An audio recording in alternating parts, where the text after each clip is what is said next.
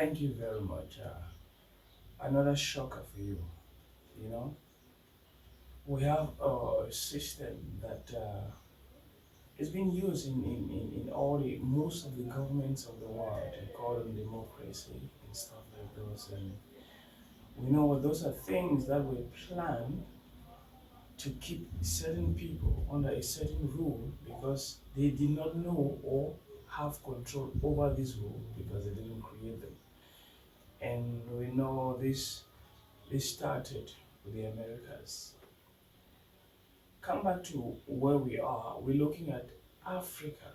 You know, we have this tendency of looking up to democracy as the solution to our problem. When we have a bad government, all our mindset is no, change the government, change this power system so that we'll have a better future. But you and I, we know that all the change of government and leaderships in our different countries in Africa has just gotten worsened. You know, you have a government, you claim it is bad. The moment you change it, things get worse. So, is our problem really a change of government or a change of system? That is a question for you to answer. But coming back to what we are talking about, looking back into the days of colonization, we can say we already were organized before the colonization. If you look at the demarcation of various nations, that is where you will see a bit of division in an organized way, if I may put it that way. But now, to those who always claim a change of government and a change of leadership means a hopeful future of something better. Let me shock you. Remember what happened with the German colonies after the First World War. What happened? Those colonies were seized.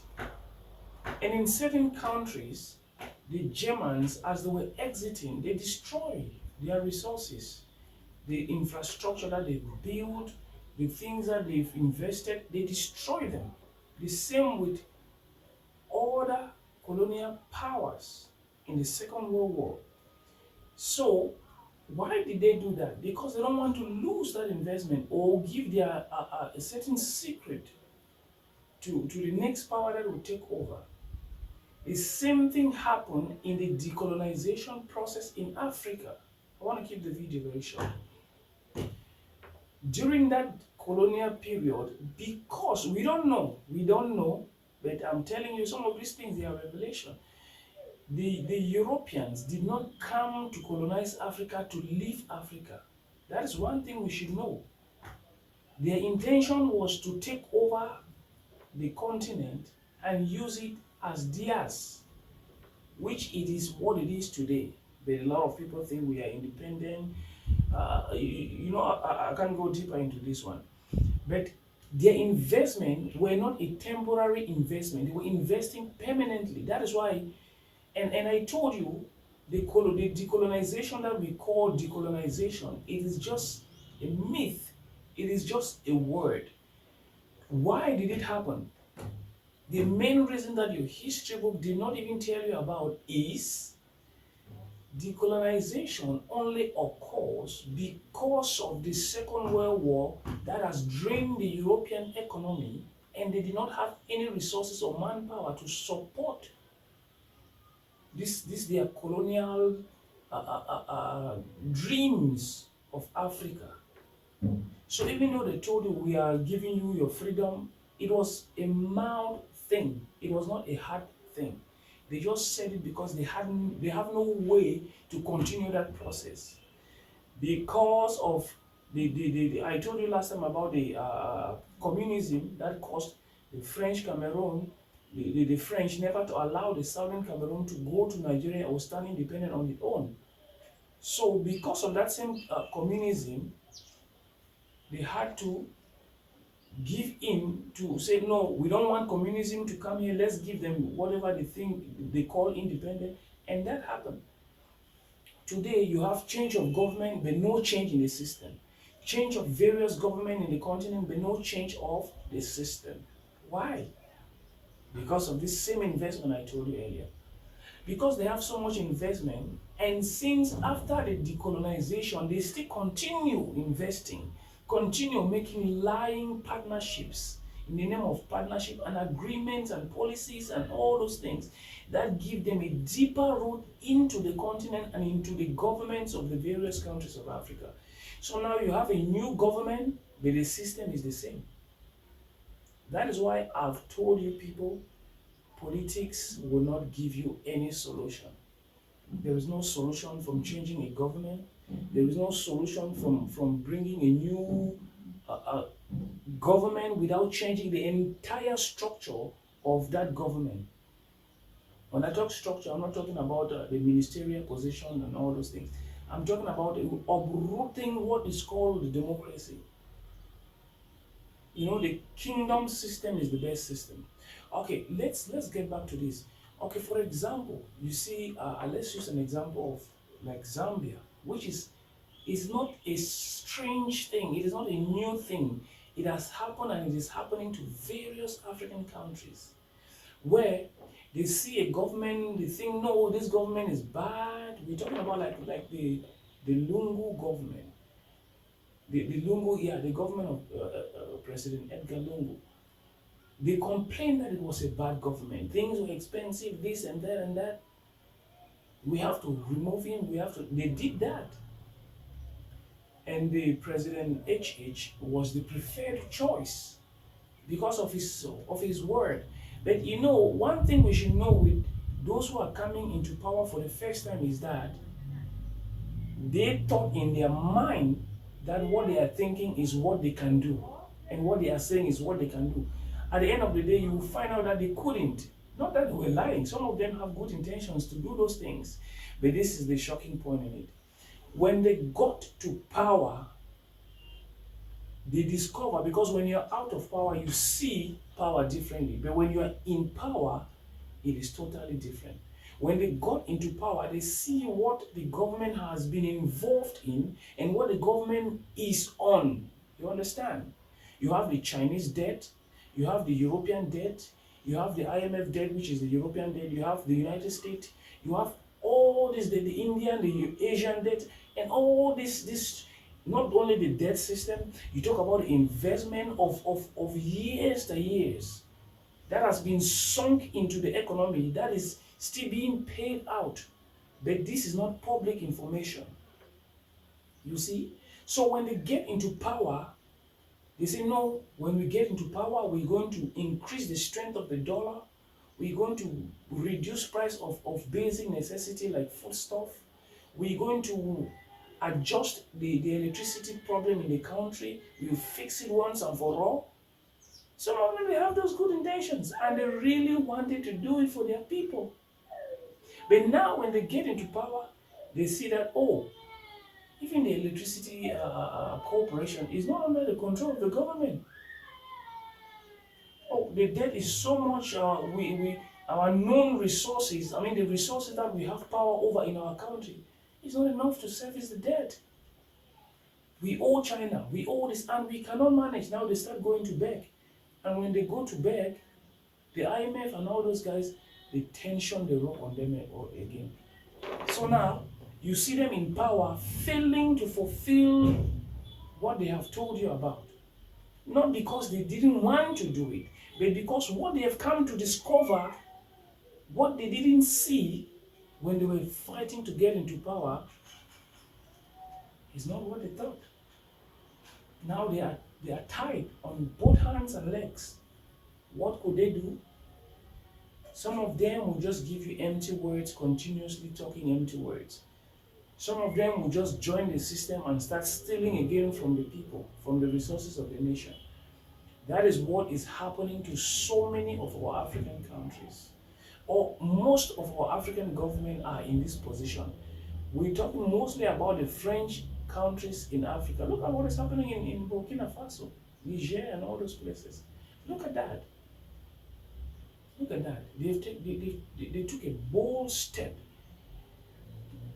as a leader. As a leader, you should pick an act that will liberate your people, even at the cost of your life. That is what leadership is all about. Not cowarding and following the system or sit back and lie to the people. I mean, a real leader should come up and say, look, because these same people who have caused this system to be in our continent, they don't want you to know. That's why when these people are campaigning for the elections, they don't even tell them. These same people will come and sponsor those elections without telling them the reason, without telling them that no, this, what you are saying will not come to pass because there is so much investment in this area which is foreign investment. You cannot come and change it in 6 years. Remember, the political system is a system of maximum 6 years, 7 years in certain places. And these changes need time. So politician comes and go, you cannot say no, you've come in power, you have to change all of these things in this year. And that is why you see most of them when they come, they just uproot what the other one has been doing. That's why we don't have progress in Africa because of democracy. Most of this system, they are 10 years. No, they are 5 years, 4 years, 6 years, 7 years. In this time frame, you cannot run any meaningful project that can transform a nation or a people. It is impossible. It is impossible. Even if you take 12 years, like 2 terms, or 14 years in certain countries, or 10 years in certain countries, 8 years in certain, it will not still do that much. Because these people who have implemented this system that has tied our African leaders and our African nations, they thought it through before doing it. They thought it through before doing it. They are doing it through multinational corporations and international organizations like the UN, the World Economic Forum, the World Organizations, the FAO, the Food and the IMF and all these World Bank things. All that's their those are their tentacles, and they have been sunk in deep into our continents. So what I'm telling you is, you cannot hope on the government. Don't hope on them. Those who are thinking the government has come to bring them solution, we've changed the government, now things will become better. Let me tell you, the world system is in a nosedive. It's in a nosedive currently.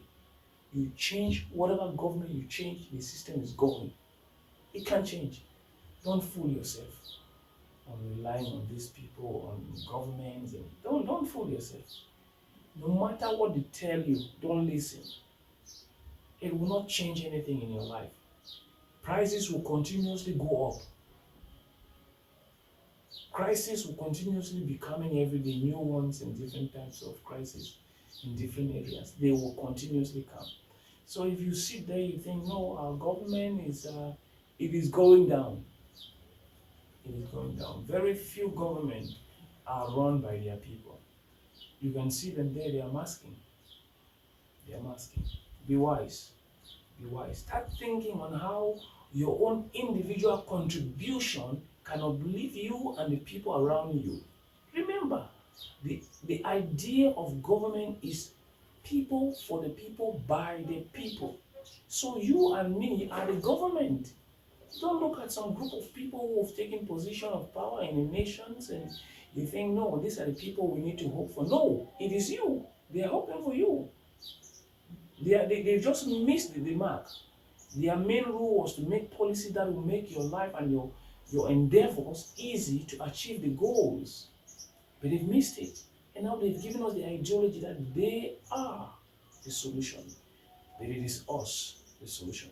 Think on how you can do a business to employ more people. Think on how you can create a new product to bring in more resources. Think on how you can invest and do business internationally to bring in more currency. The government talked about increasing the strength of their home currency. How do you do that? By the people help their businesses to have international routes so that more foreign currency can come out. Because if you have more foreign currency reserve, your currency have more strength.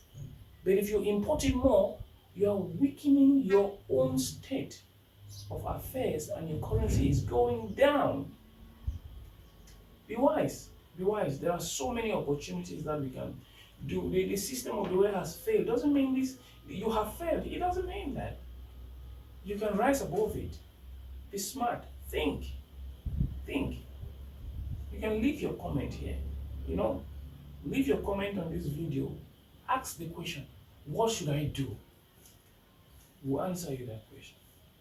We'll give you ideas. And last time I talked about the book I wrote, there is a business a strategy there called decentralized businessing. How and why is Bitcoin the highest currency? How is Bitcoin the highest currency today? How?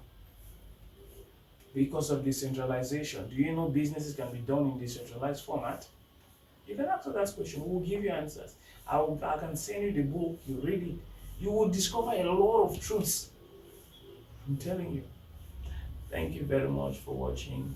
And make sure you like it, share it, comment on it, and subscribe to our channel, Skylife TV. God bless you.